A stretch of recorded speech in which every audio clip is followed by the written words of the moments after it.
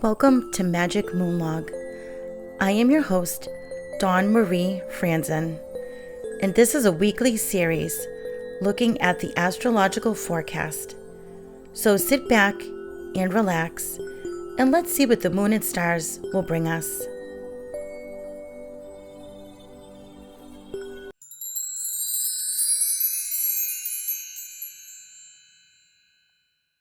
Hello everyone, welcome back to Magick Moon Log. So last month I put on Facebook, my Facebook page, asking if anybody was liking the Magick Moon Log series, what could be changed, anything like that. And so I've decided that instead of doing the weekly Magick Moon Logs, I'm just going to go ahead and do a monthly one. That is also going to include the universal month number, some of the major astrological events, especially including the moon that's happening in that month, as well as doing some kind of oracle reading and things like that. So what I'm planning on doing is, like I said, putting this out once a month, but I also will do my other monthly episode as well, just the normal monthly episode. So be on the lookout for that, because that will be coming up in a week or two. So, all kinds of Halloween goodies and stuff like that. As you can see, I got my Halloween shirt on. I know you really can't see much over here, but I do have my home decorated, some Halloween stuff. So, without further ado, let's get on with the astrological forecast for October 2024. So the first thing I want to mention is the universal month number. So the universal month number for October 2024 is the number 9. And this means that cycles in life are coming to a close, and this is a great month to work on healing spells, okay? Now, the next thing I want to do is go through all of the dates where the moon is going to be void, of course. And I have my trusty notebook that I'm just going to read out of there. I put all the dates and everything and the times, and also what sign it's going to be in at that time. All right, so the first void, of course, moon in October will be on the 1st from 5:39 p.m. to 6:20 p.m. until it enters Libra. And then again on the 4th from 6:40 a.m. to 7:22 when it moves into Scorpio. On the 6th from 6:52 p.m. to 7:34, and it will go into Sagittarius. On the 9th, from 1:54 a.m. to 5:38, it'll enter Capricorn. On the 11th, from 11:53 a.m. to 12:31 p.m., and then it'll enter Aquarius. The 13th, from 10:11 a.m. to 3:55 p.m., and then it'll enter Pisces. The 15th, from 4 o'clock p.m. to 4:34, and then it will enter Aries. And before I move on, just to clarify, just to remind you that these times are in Eastern Standard Time, okay? The 17th, from 3:26 p.m. to 4 o'clock, and it will enter Taurus. The 19th, it'll be from 3:33 p.m. to 4:07 when it enters Gemini. The 21st, from 5 o'clock p.m. to 6:50, it'll enter Cancer. And then on the 24th, from 12:47 a.m. to 1:24 when it enters Leo. The 26th, it'll be from 4:04 a.m. to 11:47 when it enters Virgo. On the 28th, 11:54 p.m. till the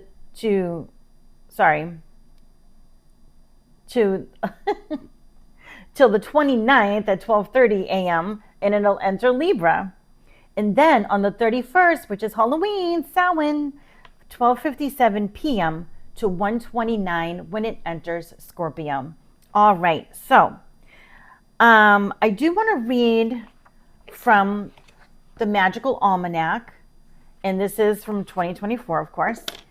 And let's first go over, let's see, the correspondences for October, okay? So the stones are opal and tourmaline. Animals are bat, rat, crow, raven, dove. Flower is calendula.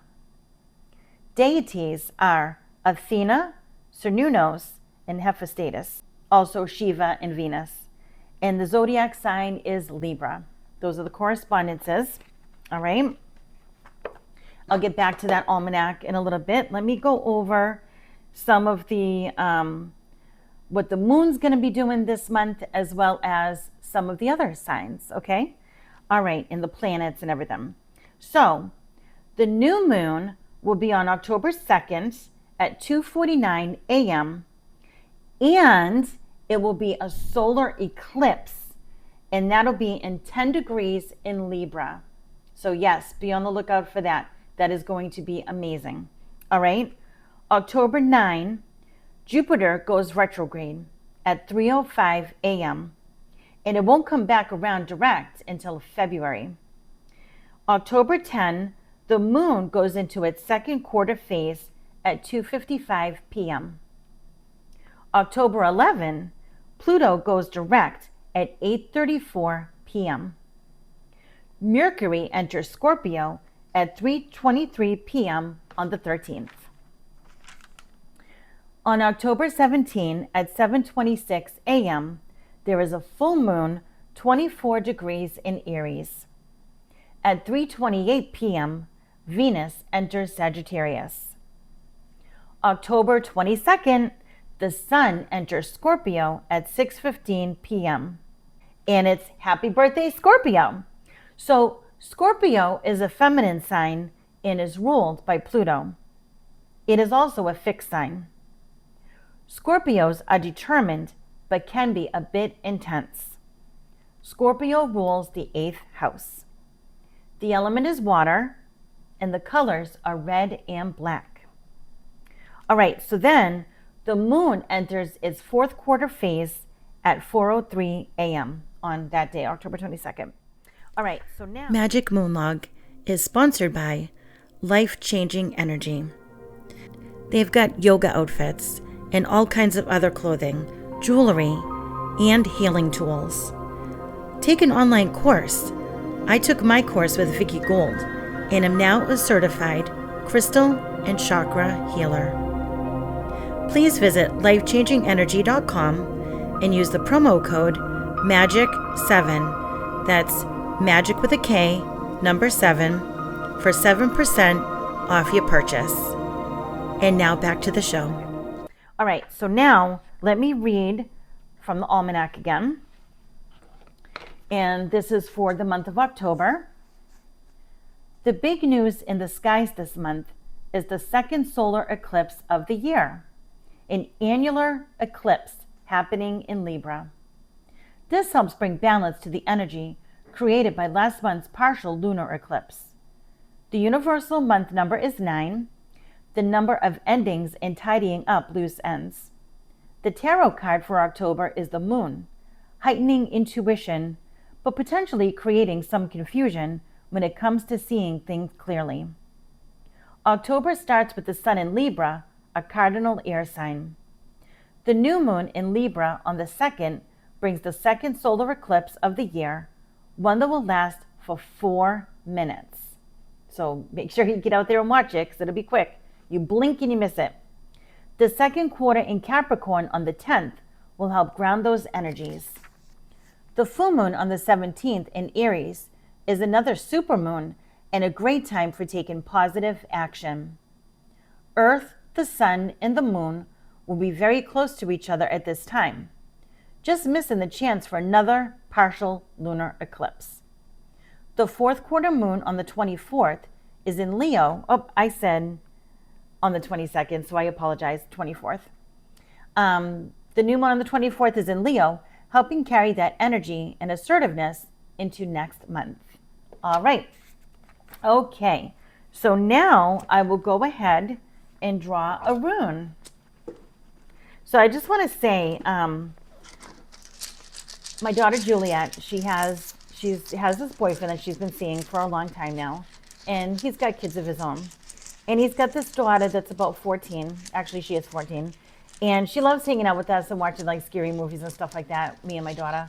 And last weekend, well, a couple of weekends ago, I introduced her to some of my magical divination tools, and she absolutely loves it. And, so I actually gave her one of my little tarot decks, and I told her to put your own energy into it. You know what I mean? And I told her different ways on how to do it and stuff like that. And she did. And she's a natural. She was given readings and everything like that. And her friends at school are like, I can't wait till you can give me a reading and all that kind of stuff. So, you know, I thought it was pretty cute. All right. So I have drawn the rune of Dagas. Okay. So let's see, page 135, and I'll go ahead and read it for you. Dagas means breakthrough and transformation and day. And what did we just talk about with the astrocast, right? We did talk about transformation, okay? I mean, there's always transformation going on, right? But especially with the universal month number being number 9. So this is actually perfect. So let's read on and see what it says. Here is the final rune belonging to the cycle of initiation. Drawing Dagas often signals a major shift or breakthrough in the process of self-change, a complete transformation in attitude, a 180-degree turn.